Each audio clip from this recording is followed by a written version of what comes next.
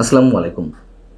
প্রিয় দর্শক, নিশ্চয়ই আমাদের সবার মনে আছে 2024-এর 7 জানুয়ারি নির্বাচনের আগে অর্থাৎ শেখ হাসিনা সরকারের সময় নির্বাচনকে কেন্দ্র করে যুক্তরাষ্ট্রের পক্ষ থেকে একটা নিষেধাজ্ঞা আসতে পারে এরকম একটা আতঙ্ক আশঙ্কা সবার মধ্যেই ছিল এবং সেই নিষেধাজ্ঞাটি পরোক্ষভাবেও আরোপ করা হতে পারে এমন ধারণাও অনেকের ছিল। অর্থাৎ বাংলাদেশ থেকে প্রতি বছর যে 50 থেকে 55 বিলিয়ন ডলারের পণ্য বিদেশে রপ্তানি হয়, গার্মেন্টস পণ্য, তার মধ্যে যুক্তরাষ্ট্রই এককভাবে 10 বিলিয়ন ডলারের গার্মেন্টস পণ্য বাংলাদেশ থেকে আমদানি করে। তো শুধুমাত্র গার্মেন্টস পণ্য নেওয়ার ক্ষেত্রে যদি তারা নিষেধাজ্ঞা দিয়ে থাকে বা বন্ধ করে থাকে, সেটি একটা চরম চাপের মুখে পড়বে বাংলাদেশ। এখন ঘুরে ফিরে ডক্টর মোহাম্মদ ইউনূস সরকারের সময় এই ধরনের একটি চাপ দেওয়া হচ্ছে কিনা বিশেষ কোনো উদ্দেশ্যে, যদিও আমরা সবাই জানি যে যুক্তরাষ্ট্রের যেই 37% শুল্ক বাংলাদেশি পণ্য রপ্তানির ক্ষেত্রে আরোপ করা হয়েছে, এই ধরনের শুল্ক পৃথিবীর প্রায় 70টি দেশের উপরে আরোপ করা হয়েছে। এটি রেসিপ্রোকাল ট্যারিফ, অর্থাৎ যেই দেশের উপরে পণ্য আমদানির ক্ষেত্রে শুল্ক যে পরিমাণ আরোপ করা আছে একেবারে হিসেব করে দ্বিগুণ করা হয়েছে। এই কথাগুলি এ কারণে বলছি যে 37% শুল্ক যদি আরোপ করা হয়, বাংলাদেশ থেকে যুক্তরাষ্ট্র সবচেয়ে বেশি যায় গার্মেন্টস পণ্য, তো গার্মেন্টস পণ্য যাওয়া বন্ধ হয়ে যাবে। এই পরিমাণ শুল্ক দিয়ে তো কোনো ব্যবসায়ী যুক্তরাষ্ট্রের বাজারে তার পণ্য রপ্তানি করে টিকে থাকতে পারবে না এবং বাংলাদেশেও নিঃসন্দেহে চরম হুমকির মুখে পড়বে। 3 মাস আগে যখন এই ট্যারিফটি আরোপ করা হলো, পৃথিবীর অন্যান্য সরকারের মতন ডক্টর মোহাম্মদ ইউনূস সরকারও আবেদন জানিয়েছিল 3 মাসের জন্য স্থগিত রাখতে। 3 মাস পর এসে ডোনাল্ড ট্রাম্প আমাদের প্রধান উপদেষ্টাকে একটি চিঠি দিয়েছেন, শুল্ক কমিয়েছেন এই কদিনে দর কষাকষিতে মাত্র 2%।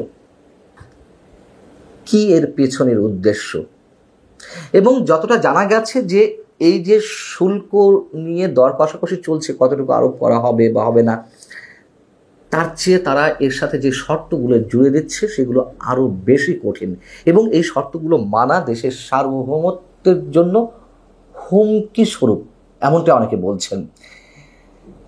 যেমন এই ধরনের শর্ত নাকি যুক্তরাষ্ট্র জুড়ে দিচ্ছে যে এমন কোনো চুক্তি যদি হয় বা চুক্তিতে যেসব খসড়া চুক্তিতে বলা হচ্ছে, যুক্তরাষ্ট্র যদি কোনো দেশের উপরে নিষেধাজ্ঞা দেয় সেটাও বাংলাদেশকে অনুসরণ করতে হবে। অর্থাৎ সে যুক্তরাষ্ট্র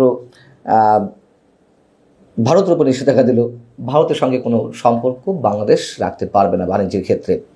আবার যুক্তরাষ্ট্র যদি বিশেষ কোনো প্রতিষ্ঠানের উপরে নিষেধাজ্ঞা দেয়, সেক্ষেত্রেও বাংলাদেশকে তা অনুসরণ করতে হবে একইভাবে।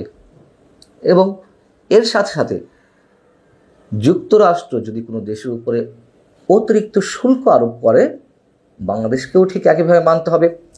তার চেয়ে আরও বড় এবং চরম আপত্তিকর একটি শর্ত নাকি এই খসড়ায় জুড়ে দেওয়া হচ্ছে, সেটি হচ্ছে কোনো নির্দিষ্ট একটি দেশের সঙ্গে প্রতিরক্ষা ও সমরাস্ত্র বিষয়ক কোনো ইস্যুতে বাংলাদেশ জড়াতে পারবে না। এখন এই নির্দিষ্ট দেশ কোনটি? তার মানে যুক্তরাষ্ট্র নিশ্চয়ই চীনকে ইঙ্গিত করতে চাইছে, বা চীনের নাম সেখানে স্পেসিফিক্যালি উল্লেখ করা আছে কিনা, এই প্রশ্নের জবাব খোঁজা হয়েছিল বাণিজ্য মন্ত্রণালয়ে। বণিক বার্তা যদি বলছে যে বাণিজ্য মন্ত্রণালয় থেকে এই বিষয়ে বলা হয়েছে যে না, চীনের নাম সেখানে উল্লেখ নেই। তবে একটি নির্দিষ্ট দেশ তো বলা হচ্ছে, নিশ্চয়ই চূড়ান্ত কোনো চুক্তি যখন হবে তখন তারা তো এটি ক্লিয়ার করবে। এখন আমরা জানি যে স্বাধীনতার পর থেকে বাংলাদেশে সমরাস্ত্র রপ্তানির ক্ষেত্রে সবসময় চীন এগিয়ে, চীনই সাধারণত অস্ত্র রপ্তানি করে আসছে বাংলাদেশে। এখন নতুন করে তুরস্কের বাজার খোঁজা হচ্ছে, তুরস্ক থেকে সমরাস্ত্র আনার বিষয়ে চিন্তাভাবনা চলছে সরকারের। রাশিয়ার সঙ্গেও বেশ কয়েকটি চুক্তি রয়েছে। যুক্তরাষ্ট্রের এই শর্ত মানতে হলে নিশ্চয়ই বাংলাদেশ আন্তর্জাতিকভাবে অনেক বড় বিপদের মধ্যে জড়িয়ে পড়বে, এটি বলার অপেক্ষা রাখে না। এদিকে যুক্তরাষ্ট্রের সঙ্গে বাংলাদেশের যে বাণিজ্য ঘাটতি, সেটি পূরণের ক্ষেত্রে আরও অনেক পন্থা অবলম্বন করা হচ্ছে ডক্টর মোহাম্মদ ইউনূস সরকারের পক্ষ থেকে। যেমন তুলা আমদানির ক্ষেত্রে তারা একটি নির্দিষ্ট প্রস্তাব দিয়েছে, ফুড ড্রিঙ্ক আনা হবে সেখান থেকে বেশি করে। কিন্তু তার চেয়ে আরও একটি যে বড় বিষয়, সেটি হচ্ছে বোয়িং বিমান কেনার ক্ষেত্রে যুক্তরাষ্ট্রকে প্রাধান্য দেওয়া হবে এমন আশ্বাস দেওয়া হয়েছে সরকারের পক্ষ থেকে। বাণিজ্য সচিব যেটি গণমাধ্যমকে বলছেন যে সরকারি ট্রেড বাড়ানোর জন্য আমরা ফ্যাসিলিটি দেব। আমাদের বিমান বহরের প্রায় সব এয়ারক্রাফট বোয়িংয়ের, আমরা সবাই জানি যে সম্ভবত 21টি এয়ারক্রাফটের মধ্যে 17টি সম্ভবত বোয়িংয়ের। তো সেক্ষেত্রে বিমান কিনা হবে বোয়িংয়ের, কিন্তু একটি বোয়িং 787-9 উড়োজাহাজের বর্তমান মূল্য প্রায় 3,000 কোটি টাকা। কয়টি বোয়িং নিয়ে আসবো? তার চেয়ে বড় কথা হচ্ছে আমাদের বিমানের বহরের নতুন কোনো বিমান যুক্ত করার প্রয়োজন আছে কিনা। দ্বিতীয়ত কথা হচ্ছে ফ্রান্স থেকে এয়ারবাস কেনার কথাবার্তা হচ্ছিল, এবং আমরা এও জানি কদিন আগে ফ্রান্সে যেটি সম্মেলন অনুষ্ঠিত হলো, আন্তর্জাতিক সম্মেলন, সেখানে ডক্টর মোহাম্মদ ইউনূসের যাওয়ার কথা ছিল। তিনি সেখানে ফ্রান্সের প্রেসিডেন্ট ইমানুয়েল ম্যাক্রনের সঙ্গে বৈঠক করতে চেয়েছিলেন, কিন্তু ফ্রান্স সরকার শর্ত দিতে চেয়েছিল যে কেন সাক্ষাৎ করবেন, সাক্ষাৎ যদি করতে হয় তাহলে এই বিষয়ে কথা বলতে হবে। তো সে বিষয়ে আর এগোয়নি এবং ডক্টর মোহাম্মদ ইউনূসের ফ্রান্স যাত্রা স্থগিত করতে হলো। যুক্তরাষ্ট্রের বোয়িংয়ের প্রতিদ্বন্দ্বী যুক্তরাজ্য এবং ফ্রান্সের বা ইউরোপীয় ইউনিয়নের ক্ষেত্রে আমরা বলতে পারি এয়ারবাস মূল প্রতিদ্বন্দ্বী।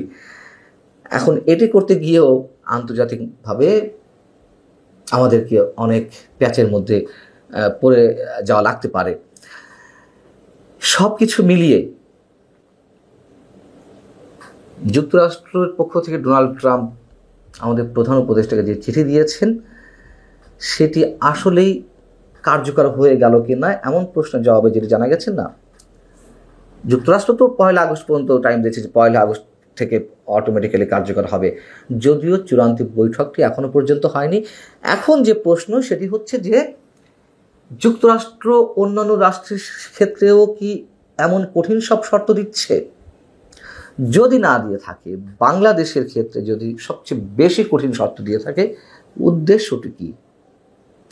এবং সেই উদ্দেশ্য হাসিলের পথে ডক্টর মোহাম্মদ ইউনূস সরকার যদি মসৃণ পথ তৈরি করে, সেক্ষেত্রে বাংলাদেশের অবস্থান কোথায় গিয়ে দাঁড়াবে, কতটা ঝুঁকির মধ্যে পড়বে, এবং অন্তর্বর্তী সরকার সেই পথে এগোবে কিনা, সেটি অবশ্যই অনেক বড় প্রশ্ন। তবে যেটুকু জানা গেছে, সরকার সাহস পাচ্ছে না এ ধরনের কোনো চুক্তি করতে।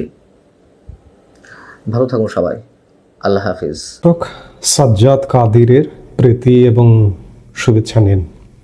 এই মুহূর্তে আপনাদের সামনে কথা বলবো রাষ্ট্রপতি ক্যান্টনমেন্টে। রাষ্ট্রপতি সুরক্ষিত, প্রধান উপদেষ্টা কি অরক্ষিত, এই প্রসঙ্গটি নিয়ে আপনাদের সামনে কথা বলবো। আমি শিরোনামটা এভাবে এজন্যই বললাম যে সাম্প্রতিক সময়ে রাষ্ট্রপতির অপসারণ নিয়ে, রাষ্ট্রপতিকে হেনস্থা করা, বঙ্গভবন অ্যাটাক করা ইত্যাদি নানান খবর চাউর হয়েছে।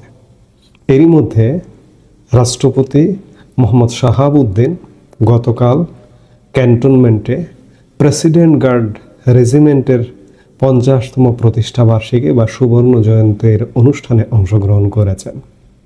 আমি আবারও বলি যে সুরক্ষিত এবং অরক্ষিত কথাটি কেন বললাম। ডক্টর মোহাম্মদ ইউনূস অন্তর্বর্তীকালীন সরকারের প্রধান উপদেষ্টা। ডক্টর মোহাম্মদ ইউনূসের প্রতি গত 11 মাসে বাংলাদেশের মানুষের যে পরিমাণ ক্ষোভ বেড়েছে, বাংলাদেশের কোনো অন্তর্বর্তী সরকারের উপর এই পরিমাণ ক্ষোভ কখনো বাংলাদেশ দেখেনি।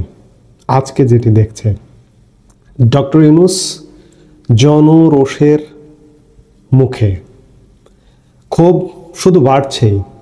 এই জন্যই বললাম রাষ্ট্র তাকে নিরাপত্তা দিচ্ছে, সেনাবাহিনী নিরাপত্তা দেবে, সেনাবাহিনী সহযোগিতা করবে, যাই হোক না কেন, কিন্তু জনগণ কর্তৃক তিনি সত্যিকার অর্থে অরক্ষিত। এই জন্য শিরোনামটি এইভাবে বললাম। আর যেটি কথা যে প্রেসিডেন্ট গার্ড রেজিমেন্টের অনুষ্ঠানে মহামান্য রাষ্ট্রপতি অংশগ্রহণ করেছেন, এটি নিঃসন্দেহে আসার কথা। আমাদের সাংবিধানিক প্রতিষ্ঠান, মর্যাদার প্রতিষ্ঠান বঙ্গভবন এবং রাষ্ট্রপতি তো শুধুমাত্র একটি ব্যক্তি নন, একটি প্রতিষ্ঠান হয়ে ওঠেন। সেই জায়গায় রাষ্ট্রপতির অবমাননা মানে বাংলাদেশের অবমাননা। সাম্প্রতিক সময়ে বাংলাদেশে এই ধরনের চর্চাগুলোই হচ্ছে, রাষ্ট্রপতিকে অবমাননা। বিগত 11 মাসে এক প্রকার রাষ্ট্রপতিকে গৃহবন্দী করে রাখা হয়েছে। রাষ্ট্রপতি নিয়মিত কিছু রাষ্ট্রীয় দিবস ছাড়া গত 11 মাসে আসলে বেরি হতে পারেননি। বিজয় দিবস, শহীদ বুদ্ধিজীবী দিবস, 21শে ফেব্রুয়ারি ভাষা দিবস, আন্তর্জাতিক মাতৃভাষা দিবস এবং 26শে মার্চ আমাদের স্বাধীনতা দিবস, এই দিবসগুলোর ফর্মালিটিস পূরণ করবার জন্যই শুধুমাত্র রাষ্ট্রপতি গত 1 বছরে বের হয়েছিলেন। এমনকি 2 ঈদের নামাজও রাষ্ট্রপতিকে তার বঙ্গভবনের বাইরে বের হতে দেওয়া হয়নি।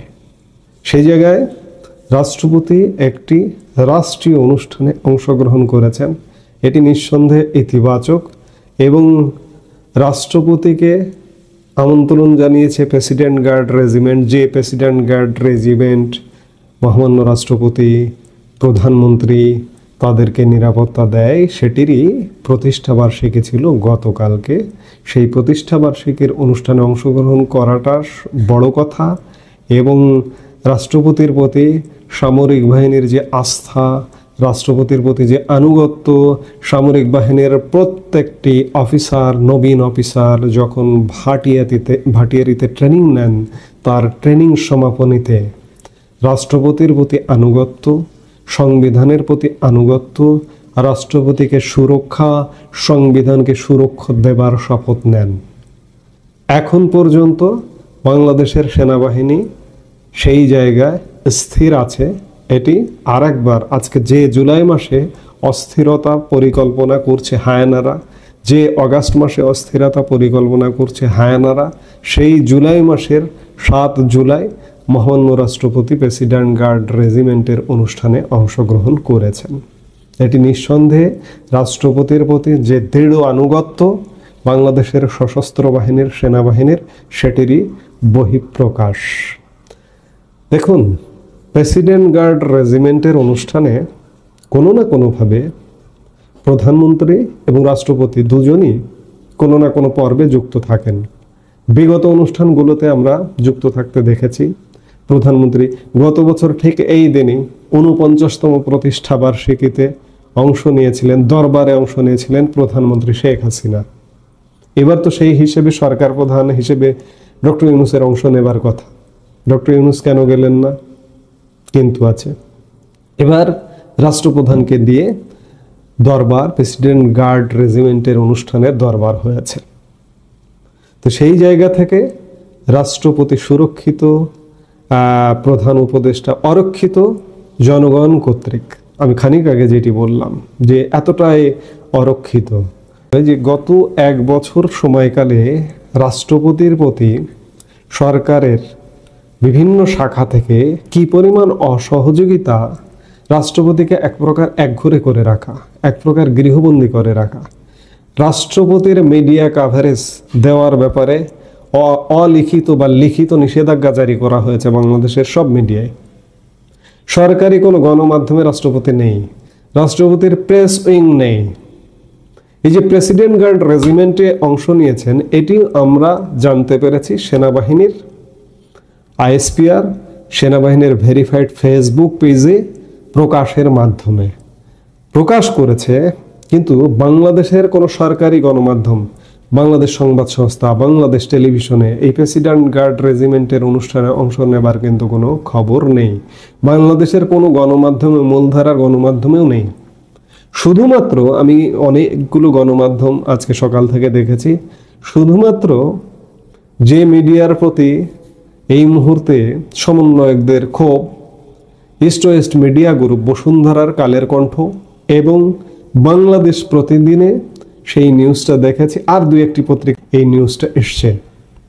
বাংলাদেশ সংবাদ সংস্থায় রাষ্ট্রপতি প্রধানমন্ত্রীর জন্য একটা আলাদা কর্নারই থাকে। বাংলাদেশ সংবাদ সংস্থার সেই পোর্টালে রাষ্ট্রপতির কোনো কর্নারই নেই, উধাও করে দেওয়া হয়েছে। কিন্তু যত